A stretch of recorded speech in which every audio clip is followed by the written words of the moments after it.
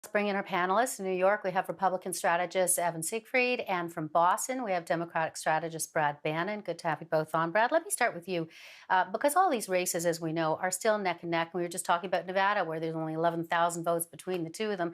So tell me about the confidence, given that the Democratic campaign has right now. Well, I think, first of all, thanks for inviting me on CTV to discuss the presidential campaign. I think Democrats are confident, but what Democrats want more than anything is for all the votes to be counted. We just heard from the Clark County election administrator about the intensive and thorough process they're going through, and that's all what Democrats want, is for the votes to be counted.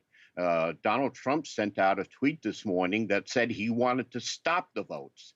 And it's interesting, the votes that haven't been counted are in places like Clark County, Nevada, Philadelphia, in Pennsylvania, and Fulton County in Atlanta, in Georgia, where the large part of the electorate are minority voters. And again, I think it's interesting that Donald Trump said quite clearly this morning in a tweet he doesn't want those votes from minority areas to be counted. And I think that's exactly why the president is losing the election, and why I'm very confident that Joe Biden will be the next president of the United States.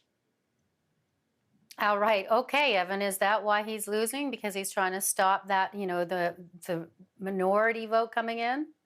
He's losing because more people who are voting for Joe Biden voted in manners that meant they were going to be counted later on.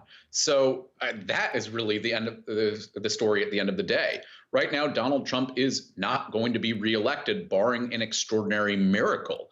I have to believe that there's more of a chance of a unicorn flying over the White House than Donald Trump getting a second term. Right now, we're seeing that the president is actually having his people go out and just throw anything and everything at the wall to see what sticks. If some states they're saying stop the count, some states they're saying keep on counting. And it's just they contradict themselves. In Pennsylvania yesterday, they filed 2 lawsuits to try and both stop the count and to keep counting. It was very bizarre.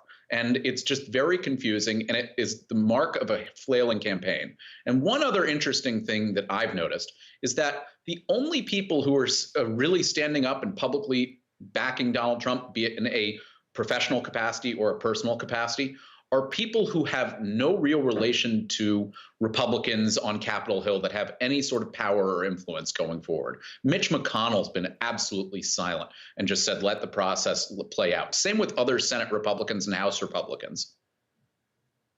And let me ask you about all of these court challenges that we're hearing about today. And now, of course, the Trump campaign saying they're going to challenge every single state that was declared Biden. Let me ask you about that, Evan, in terms of it being a strategy. And I say that because we knew that there were going to be legal challenges going in from the outset, Trump talking about going to the Supreme Court. Well, yeah.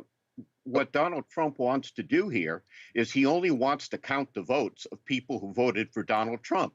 That is not the American way. That's not the democratic process. All Democrats want and all Joe Biden wants is for all the votes to be counted. We just listened to the Clark County election administrator in Nevada, and it's clear from listening to him speak that their process for counting the vote goes through 5 stages. It's very meticulous, and for some reason, the president doesn't want these votes to be counted. And again, he doesn't want them counted because they're voting for Joe Biden. But in this America that I know and I grew up in, we count the votes from both sides of the partisan aisle, not just the Republicans.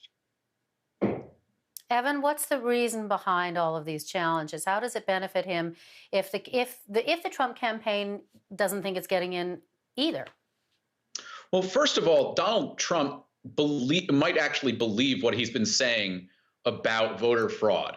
Since 2016, he's harped on it.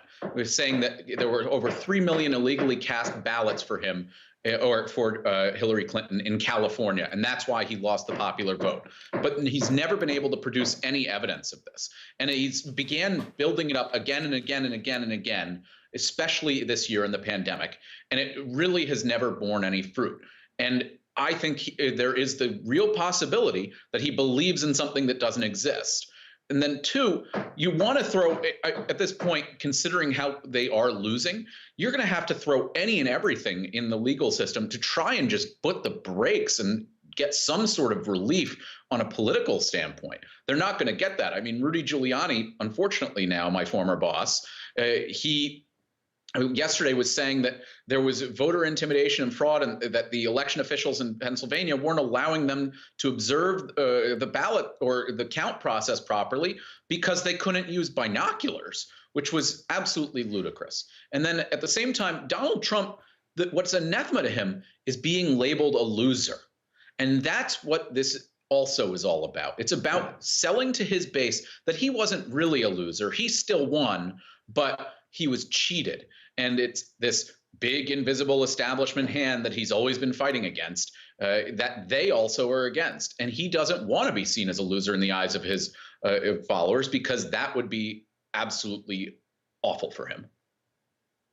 And Brad, if we have President Biden, how does he then get along with the Senate that stays, as far as we think anyway, in Republican hands? How does he get along with Mitch McConnell? Well, I think you answered that question on two levels. First of all, it's very important to remember, first of all, it's going to be very difficult for Joe Biden to deal with the Republican Senate. I don't think Joe Biden or any other Democrat has any illusions that it's going to be difficult to make the sweeping changes we need in this country where there's an obstructionist Republican Senate. But I keep one thing in mind. Joe Biden, despite their political differences, has always had a very good personal relationship with Mitch McConnell. For example, when Barack Obama was president and Joe Biden was vice president, the people in the Obama White House called Joe Biden the McConnell whisperer because they used him as a vehicle to speak and cut deals with Mitch McConnell. And even though they have political differences, Joe Biden and Mitch McConnell have a very close personal relationship, which I think will help the nation move forward. And I think even though we have a Republican Senate, Joe Biden's a uniter, not a divider. And I think he's going to find common ground with Mitch McConnell and other Republican senators like Susan Collins and Lisa Murkowski and Mitch Romney to move the country forward to deal with the pressing problems that are facing us, like the pandemic and the subsequent carnage in the economy. And I think I might have counted 10 no nods from you, Evan. No, I mean, you are right in that Mitch McConnell and Joe Biden have a warm personal relationship, but that did not translate well, especially in the second term of the Obama administration. Mitch McConnell slammed the brakes on about 150 appointments to the federal judiciary because he wanted to hold out hope that he would get a Republican president in 2016. And he did. And he was able to do that. Mitch McConnell is going to be the second most powerful person in Washington behind Joe Biden. He is going to be able to slam the brakes on everything. Right now, the Democratic Party is demanding from its base progressive legislation and policies be implemented. And Mitch McConnell is not only going to be the brakes, he's going to literally build a cement wall that will be insurmountable on that.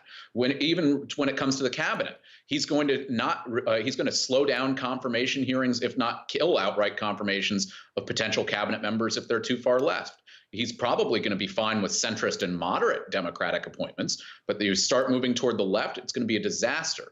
And then you're going to have the Democratic base be apoplectic and think that Joe Biden is incapable of getting anything done for them.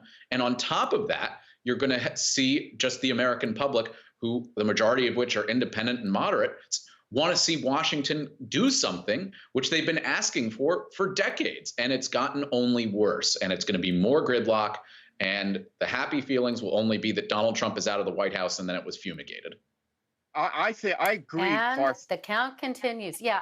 Okay, just a quick word because I'm just about out of time.